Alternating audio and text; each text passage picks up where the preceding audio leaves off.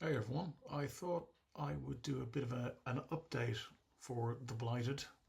I've, excuse me, my missus was saying that it wasn't punk enough, considering I was using the Mork Borg system as a basis. So I've decided to change the aesthetic to a bit more never mind the bollocks kind of influence. More punk than metal for me. So I thought I'd give a brief run through and see what's in it. It's nearly time to unleash this onto the world. Oops. And yeah, so I'm just flipping through. Yeah, very, very punk rock. Blah blah blah. There's the contents. I'm still working on those pages, and they'll probably change the page numbers. I haven't done here. I'm going to do that dynamically, but that's kind of rough. But moving through the book, got our intro, yada yada, and then we start on the kind of character creation and the general rules. Combat, obviously it's, as I said, it's based on the Mork Borg engine. Um, there's a few additions which I'll kind of get to later. Yeah, one of those things is character improvement. I've kind of made the character improvement a little bit more, detailed, just so you can. It's more playable and a little bit more customizable. You can, of course, feel free to ignore those rules. I've also, yeah, there's optional advanced character experience. And when I say advanced, it's still very simple. Optional character skills. I thought that could be interesting. Basically, give before they were like psychos or murder hobos, you've got your pre-career there that will grant you a bonus. There's the career tag. So yeah, there's the career tables there. You can roll.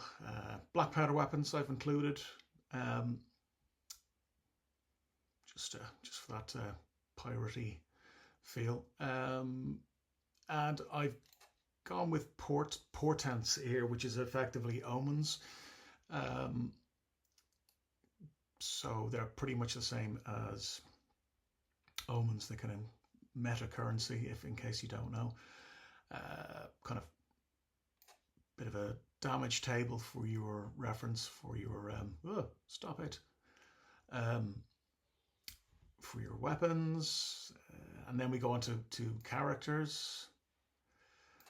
And we've got basically shorthand. This is kind of a barbarian type. They all have their own kind of gifts as well, like abilities.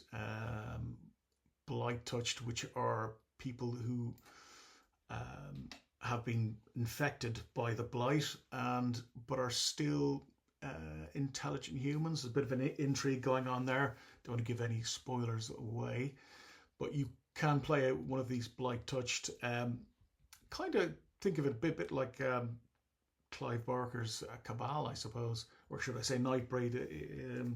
That's kind of an influence there, to be fair. So you can play one of those. They have their own gifts. Blight Witch, which are pretty gnarly, very kind of, they're basically hags, infected hags. They're pretty tough, quite detailed as well. They're kind of vampires that eat off humans' life force. Then you've got Crusaders of the Land, as they're called. They're basically lunatic Templars, trying to root out not only the blight but old gods and witches. And they've got their powers called sacraments, their laws. Crawlers are basically thieves, guides, sneaky, underhanded bastards. They have their own set. They've got priests of divine light, which are these kind of lunatic fundamentalists, lunatic priests that like to burn witches and kill the Blighted as well, but they're more of a leadership role kind of thing. They've got blessings. They can also use priests' magic. You got Sisters of the Red Spider. They're kind of a cult. Yeah, there's a bit of an origin story, but they're not quite witches, but they drank from this strange grail from a certain old god, and they're quite tough, shall we say. And you've got Swamp Witch, or just you can use as a general witch, and they all have their own kind of powers, etc. Magic, as well as their own kind of innate gifts. A seer is kind of a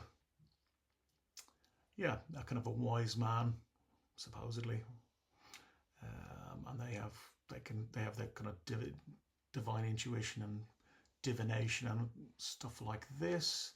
Swamp folk, well, pretty much just kind of guys who live and thrive in the swamps of the land, which is called CERN. Dark heretics, again, probably could be construed as evil, but that kind of depends on your. It's all relative, of course. So you can play one of these. They're quite nasty. They've kind of got some interesting spells and gifts. Warriors of Score, which are one of the kind of main frontline kind of clan troops that that fight the Blighted, kind of like Vikings, if you will. These are kind of, then you've got Ravagers, veteran Ravagers, which are kind of like cannibals, but this is a player version of it, so you don't have to play a cannibal, obviously, but anyway, that's where you kind of hail from, these psychotic tribes from the mountains. You got War Widow, some woman who's been scorned, had her love of her life taken, and then she's taken a sacred vow to wear the Reaper's mask and seek revenge.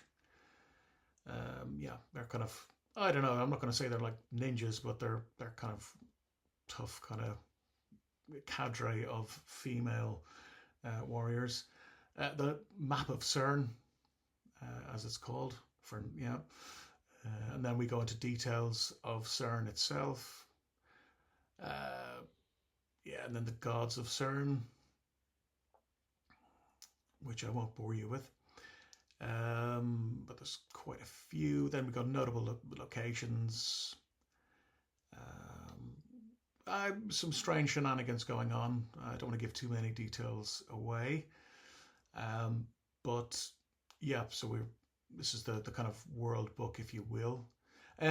This is still a work in progress. I'm still cleaning up some of the formatting and whatnot, so it's not quite ready to be chucked out just yet.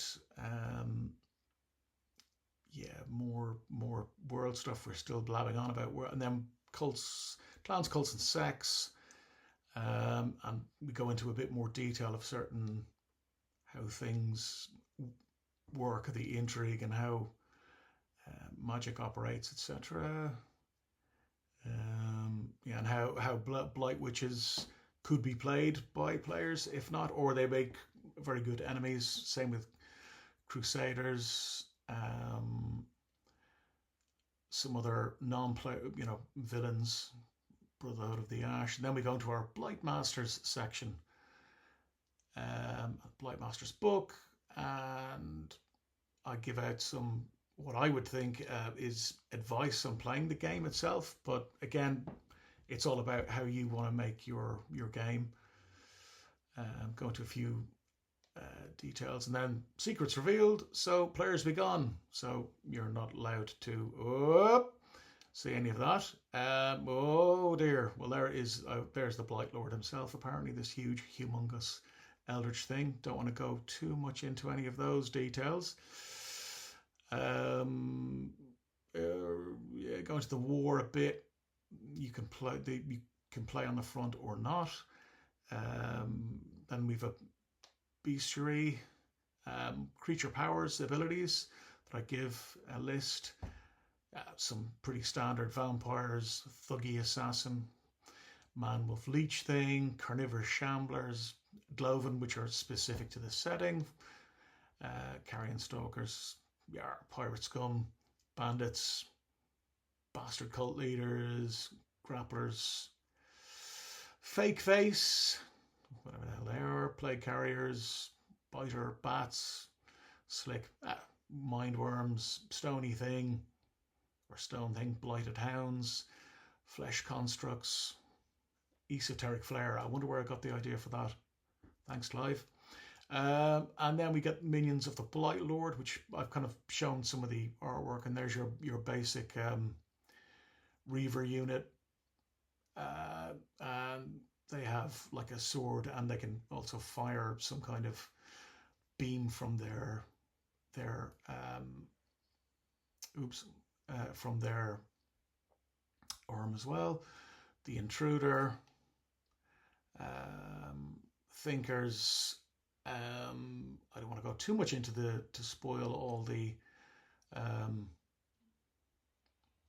any of the like guys, because, well, you know, they're supposed to be encountering them, but there's a few of the main units. You've got then magic, and how it works, and sorry for the skipping. I can maybe try it like this. It's a little bit more awkward. I'm using Canva. I switch it over to Canva, and I'm not as adroit with it as I was with Affinity, designer and publisher by itself. So I'm a little bit slow with it. So 4 pillars of magic: old magic, aka witches and stuff; necrotic magic, which is blighted stuff; orthodox, which is kind of wizards; spell list. So I've tried to give them their own slants. I kind of go into detail about magic as well, but these are the sacraments, pre-sacraments, the witch spells. Ooh, her misses. More witch spells, potions, dust and vapors, and then the necrotic magic. Magical mishap table. And then we go into kind of some just kind of random weird objects found, steal from the dead, story seeds 2, story seeds 3, blighted items that players can use, random encounters, treasure table, D66.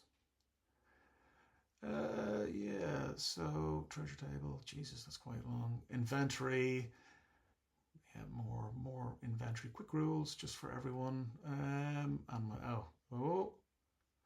And there is the character sheet, and as someone pointed out on the Mork Borg Discord, they said it wasn't very printer friendly, so that is a fair point. And for the book, so I'll probably release this first, and then I'll release a printer friendly one. That's me blabbing on about, little free ad for everyone about my stock art. Woo, no AI. And there's the back of the book.